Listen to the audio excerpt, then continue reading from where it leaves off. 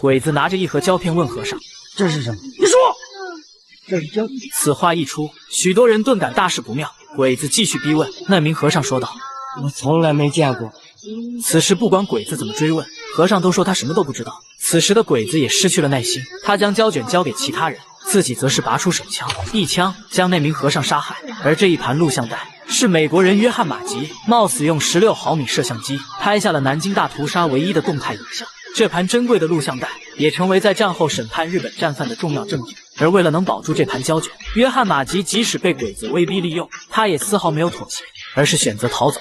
他找过拉贝先生，希望能将胶卷带出南京，而此时鬼子很快就追赶过来，约翰马吉也只好选择逃走。为了掩护女助理苏萍带着胶卷逃出去，他被鬼子乱枪打死。他真不愧为英雄，感谢这样的国际友人，致敬英雄。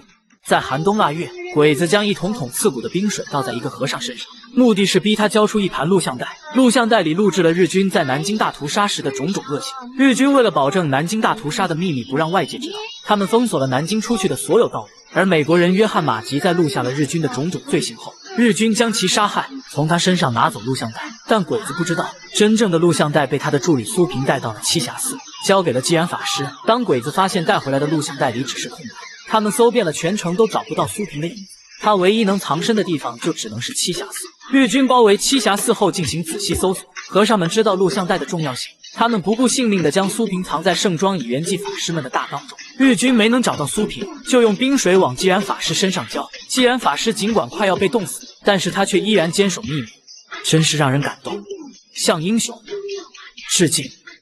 一头喝醉的鬼子敲响栖霞寺的大门，和尚们也不敢不开，而鬼子进去后就专门去挑5、6岁的小女孩。一名老和尚发现他的这个禽兽行为，连忙制止，没想到却被鬼子无情的杀害。栖霞寺除了声讨之外也别无他法，他们希望可以通过佛教礼仪将老和尚埋葬。鬼子同意了这个请求，栖霞寺的僧人们也就借此机会让苏萍混入送行的队伍中，也借此走出了日军的包围圈，这样苏萍就能带着录有日军在南京犯下累累罪行的录像带逃离南京。没想到就要逃出最后一个渡口时，埋伏的鬼子就突然围了过来。原来鬼子们早有准备，苏萍将录像带交给送行自己的和尚，然后自己去引走鬼子，接着他壮烈牺牲。而那盘录像带终于被带出南京城，成为日后审判日军的有力证据，也是唯一一个拍下南京大屠杀的动态影像。这盘录像带是用美国人约翰马吉、栖霞寺里的多名僧人和苏萍等人的生命换来的，他们都是英雄，值得我们永远缅怀。